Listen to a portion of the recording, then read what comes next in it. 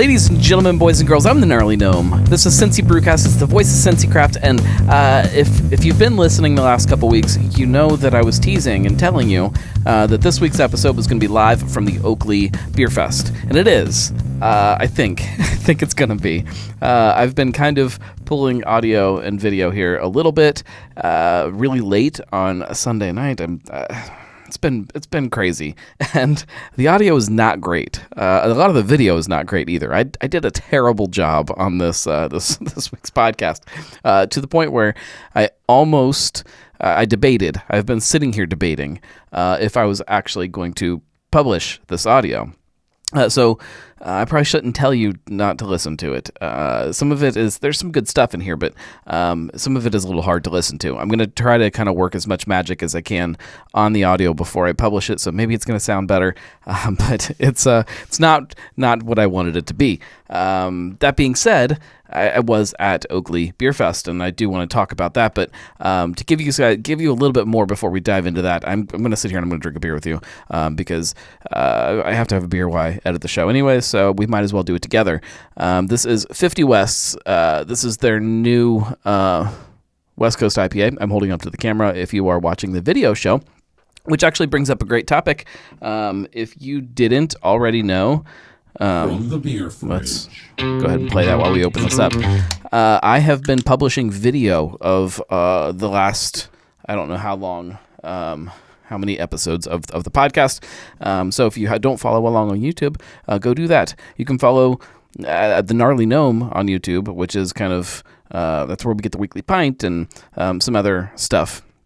But then you can also subscribe to Cincy Brewcast. It's its own little channel. This is, all right, 50 West Coast IPA. It is 7.2% ABV. And it says, catch a wave of hoppy goodness, a brilliant and tropical West Coast style IPA. Now, when I first tried this, I was a little critical of it because it wasn't super West Coasty.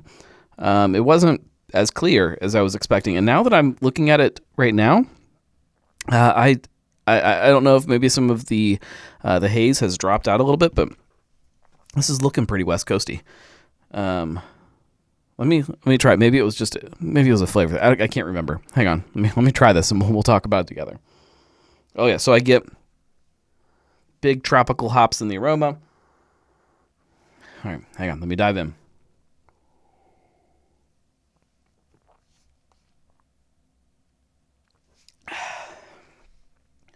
Okay. Yeah, okay. So my criticism with this is that it's still a little soft, which I've said that about a lot of several beers lately, that they're a little softer than I expect. It's an evolution of IPA. I still think that this is not a New England IPA. This is certainly not a hazy IPA. It's not this malty kind of East Coast thing. It's not a cold IPA. It's not a brewed IPA. It's definitely something else. It's not the big bitter bomb that I think and I say we loosely, you may be very different than me. I think that some of us have traditionally kind of expected from a quote-unquote West Coast IPA. But it is definitely hop forward. It's clear, and clear in appearance. And so I don't know.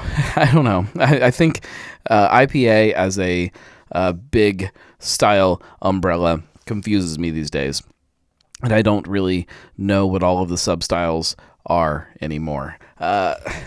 With all that being said, this is a delicious beer. I love it. It's going to make fighting some of this audio a lot more enjoyable, because this is going to be a fight. And I apologize for that. It was an incredibly fun show, though. Oakley Beer Fest happened a couple weeks ago. Week and a half, a little bit over a week, maybe. I don't know. Time doesn't make sense. And I hung out at the beer festival, walked around, talked to a ton of people, drank a few really great beers.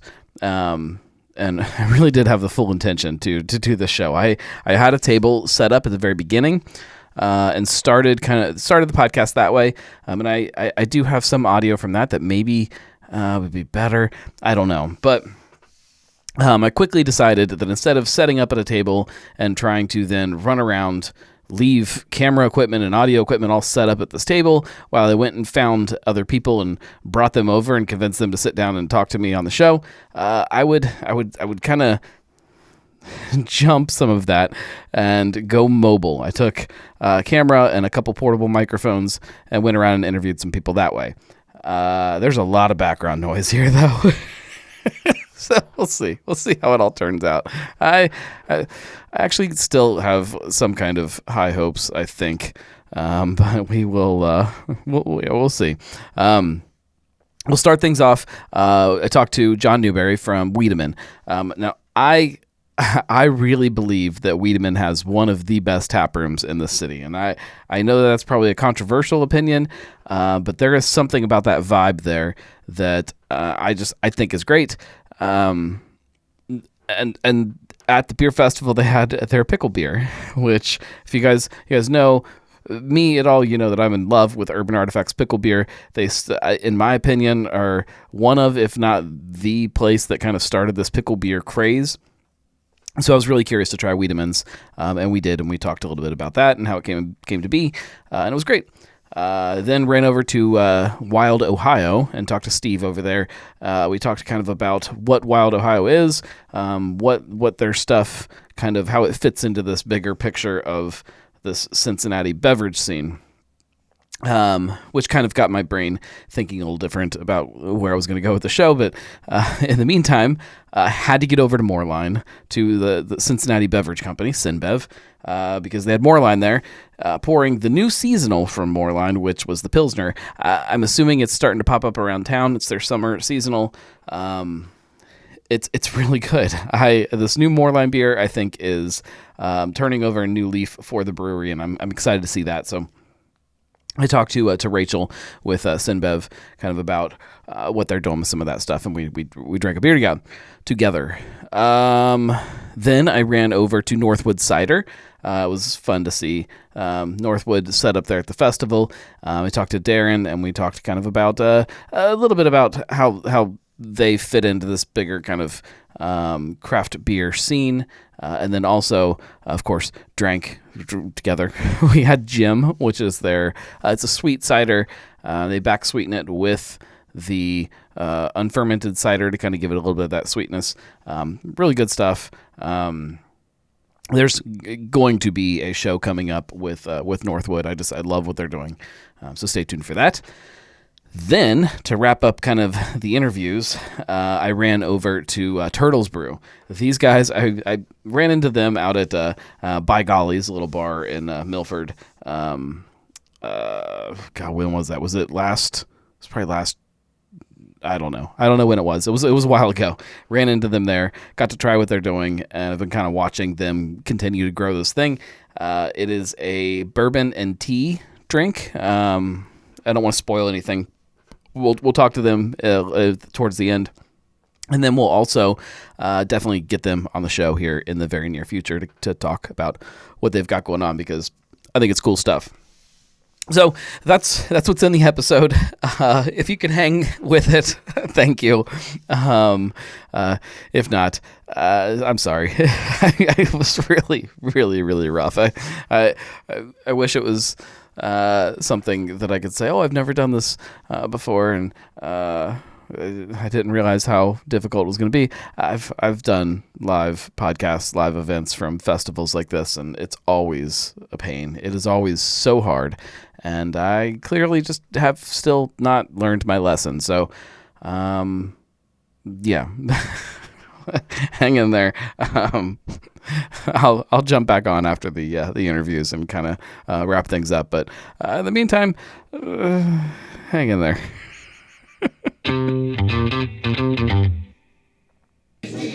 one of my favorite tap rooms in the city is Wiedemann. If you guys have not been to the Wiedemann tap room, go to the Wiedemann tap room. It's like, I know that like originally there were plans for Newport and all kinds of other things that were planned. Yeah. I don't think maybe still to come in Newport. You never know. I don't think that tap room could be more perfect for what Wiedemann is. You're right. It's blessing in Every disguise. morning I wake up and thank the 15 or 20 Northern Kentucky bankers who turned me down over in Newport. It's always funny how that road goes and where it ends. Right, but, how it ends up better. I want to talk about this pickle beer. Okay. So I haven't tried it yet. You guys did this was this for baseball? Like, what was this for? Yeah. It was opening day we had this out. Yeah. Is it Pilsner? It's a Pilsner with pickle? Pilsner with pickle juice. No artificial flavors, just pickle juice. Oh, that's good. So it is. This camera is really heavy. Okay. It is bright and summery. The pickle comes through, but it's not over the top. It's not like you're drinking pickle juice. I got to tell you, so many people come into the tap room. We say, "Hey, have you tried the pickle juice, pickle beer?" Yeah. And they go, "I don't know." I said, "Here, try a little bit of it." And I'll tell you, they love it. They fall in love with it. Whose idea was this? This was actually our sales rep over on the west side of town. Okay. He used to stop in XL Pickles, which is over in Montford Heights. Right. And stopped in there and says, "Hey, have you guys ever thought of collaborating on a pickle beer?" And they go, "No, nope, sure haven't." but we'd love to. So he brought the idea to us, and In a Pickle was born. It turned out fantastic. It is perfect if you're having a burger to pair with a burger. If you're just sitting and sipping on some bourbon, that's probably really good as a chaser to some bourbon. Fantastic. Yeah. Well done. Hey, well done. You got to get a shot of this. Shot of the mascot. Louis the Pickle. Louis the Pickle. So I know just a little bit about Wild Ohio. So it's tea-based, right? Right. It's green and black tea, fruit juice, and alcohol. So hard tea? Yes, it's a hard tea. So it's not kombucha, which is like kind of like fermented tea kind of stuff. Actually, one of the only teas that are in the market that's actually made with tea. Okay. Most of them are malt with tea flavoring. Right. Or actually green and black tea. So I'm going to try it.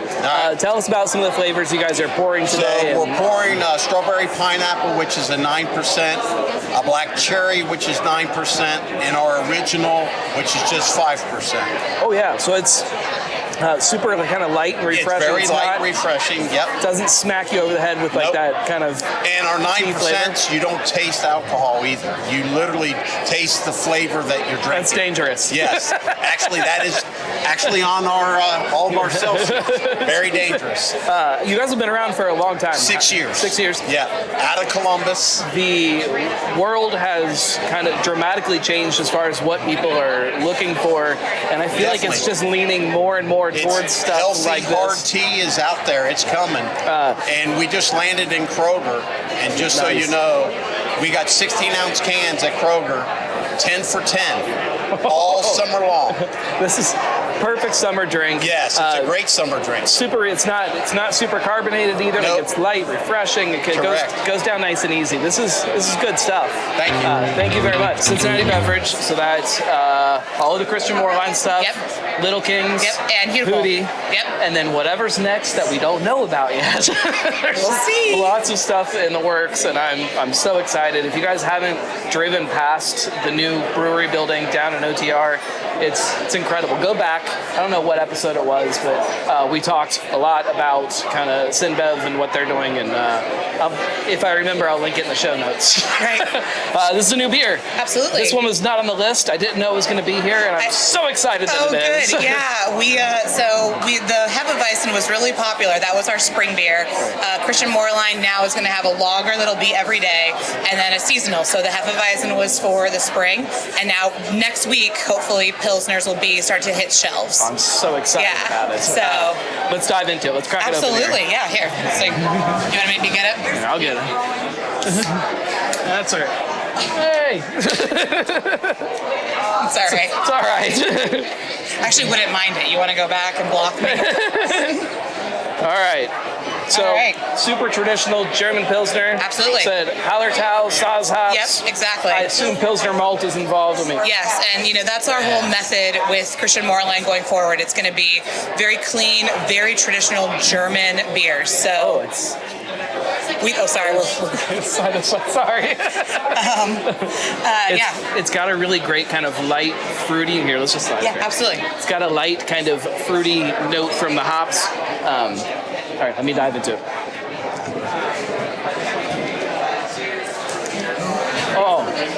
Oh yeah, super crisp. It's got that little pop from the hops, so very different than the lager. Absolutely. The lager is a little maltier, still easy drinking, but bigger. Little fuller bodied than what this is. Light, crispy. Perfect for the summer. It's a great beer. Yeah, and it's going to be at the ballpark, so you can get a nice watch the Reds hopefully keep winning, and or you can buy it at Kroger and drink it beforehand instead of paying what they're charging. Yeah, whichever works. Let's fix that. Come on, Reds. Let's get the prices down. Yeah, they have you at their will, so they get to charge you whatever they want. This is fantastic, though. Absolutely. Really well done. Cheers. Yeah. Cheers to you guys. Drink it. Go get this and drink it. It's good. Thank you. I'm Darrin Wilson. I'm one of the co-owners of Northwood Cider Company. We're the Cincinnati region's only dedicated cidery. We're located in Norwood, Ohio. If you know Norwood, we're right next to Victory Park. My business partner and I, right by about 2 years. By the tank. Yeah, right by the tank. Literally right by the tank. We've been looking for about 2 years to try to start a cidery. We realized there was not a cidery in town, and so we ended up in Norwood. We opened last November. What's reception been? Oh, it's been wonderful. Yeah, I mean, to the point where people kept asking for cans. So what do? We wouldn't buy a canning machine. So yeah. Has it been like a lot of people coming in like not really knowing about cider, or is it cider people that are like Thornley? It's a mixture of both. But we do get a lot of folks who are like, I don't really know, I don't like cider. Usually somebody in a group, they're like, oh, I really like cider. Let's go check this place out. Then there's another friend who's like, I don't like cider, and they try it. They're like, oh wait, this isn't what I thought. No, it's not what I thought. Like, oh wait, like it's not Angry Orchard. Like it's not as sweet. It's like cider is like wine. Like it is literally wine. Cool. It's a whole range. The first time that I was in there, you guys do like a test batch thing, like once a week or something like that. Yeah. There was a coffee-based cider. Like it was like cold brew coffee. Yeah. It was phenomenal. One of my favorite things that I think I've drank in a really long time. Yeah. Super, super good. But not what you expect when somebody says cider. Yeah. Well, I mean, like for example, we ran for about 4 weeks straight the test batch Thursdays.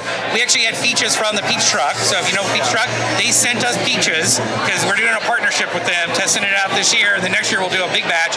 And the last one we did was smoked habanero. Oh. We actually smoked habaneros, sort of dry hopped it with the peaches that had been co-fermented with the cider. Oh, yes. Yeah. I'm sorry that I missed that one. That sounds good. Let's drink something. Let me find a place to set this camera so I don't have to stand here and hold it the whole time. This thing gets really heavy when you're holding it.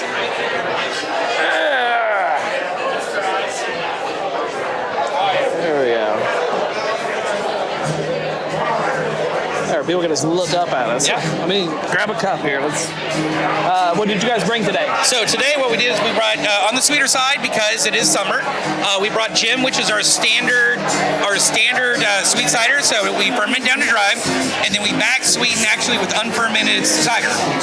So it is literally cider juice. So it's back sweetened with the same thing. With the same thing. That's fine. Yep. Let's go with that. Can I get a Jim? Yeah. Thank you.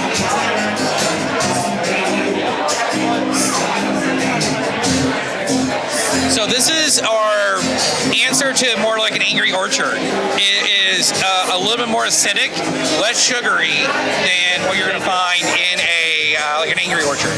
Right?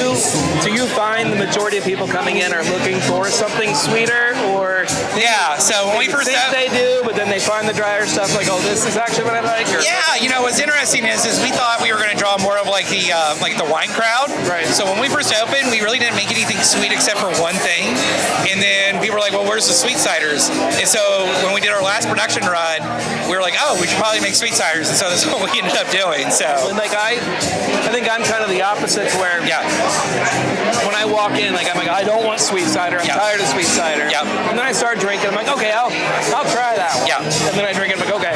Yeah. I do kind of like that a lot. No, exactly. No, I mean, that thing is like the Jim, and the other one that we brought is Squeeze, which is our cider that has real strawberries and lemon peel. Right. So it's a strawberry lemonade cider. We've talked to folks who have tried both of them. They're like, oh, it's so refreshing. And it's like, yeah, like these are nice summery drinks. And actually, for your viewers, we have it in the tap room right now on tap. But we're going to launch the cans here in a few weeks. We have created what we call a session cider.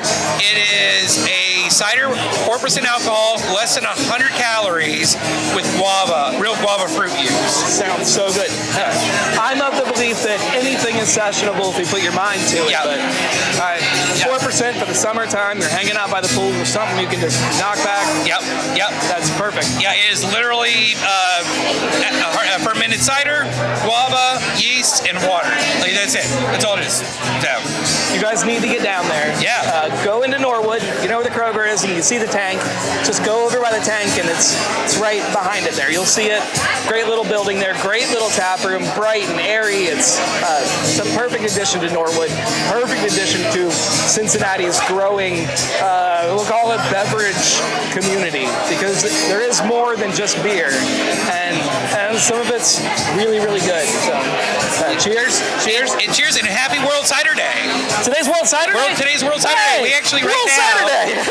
Actually, we have blocked off Mills Avenue and have a street party right now with fantastic. Raiders ice cream truck. Oh, God. There, with cornhole, everything outside. So, yeah. Grater's ice cream with cider. Make a cider float. Oh, we're doing it right now. Literally that right now at the tap room. Yep. Tell us about Turtles Brew. How did this start? So it started as I went to the doctor, and my new doctor was retiring. My old doctor's retiring, and he introduced me to a new doctor. She's a younger girl. Was this his prescription? I'll tell you, I'll get to it, because she told me, she goes, you got to stop drinking beer. And I said, well, what can I do? I got to have a little something to take the edge off stress. And she says, well, bourbon, any distilled liquor. I go, I like bourbon. I go, you giving me permission to drink bourbon? She goes, yeah, better than beer. I said, can you write a note for my wife? She goes, no. I go, well, I'm going to tell my wife you said that. She says, that's fine. So I started drinking bourbon that first Sunday, but when you drink your bourbon like you drink your beer, it's a terrible show. It's 6 o'clock when you burn dinner, and your wife sits across the table and she goes, what's this going on? And I go, well, doctor told me to drink bourbon, not beer. So she goes, well, I said, I got a note. She goes, you're going to get coroners note if it happens again. So I said, all right, she goes, start mixing it. So I started mixing it with some popular Diet Cokes and Diet sodas. Didn't like it. Then my buddy, Bernie, is a good friend. He drinks it with tea. He says, try sweet tea. I said, well, I have to use unsweet tea because I can't have the carbs. I can't have the carbohydrates. So I started mixing that, but I missed my old fashions in my Manhattan. So that's when I started using my dietary flavorings, and that's how this came to be. It's brilliant. I didn't think of it that way, as trying to kind of recreate some of those cocktail flavors with it.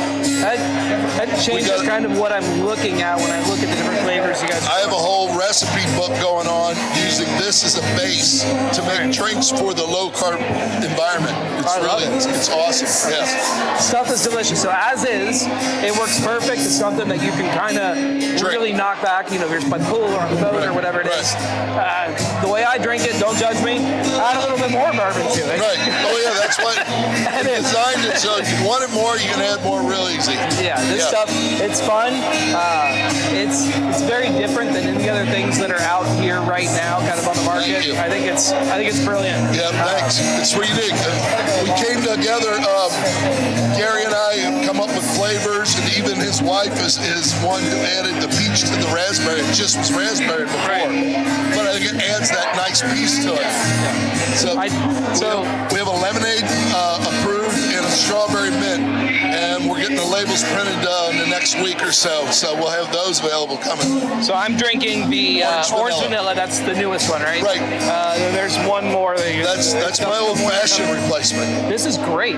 It's not over the top with the orange vanilla. It's not kind of like that artificial kind of fake creamsicle kind of thing. Right. This is, I get way more of the bourbon in this than I expected to get. This is good. I like this. Thank you. We need to get you guys on and do a full episode with you very soon. We'd love because, to. Man, this is Love it. Would love that. it's good stuff. Didn't even realize I wasn't on camera that whole time.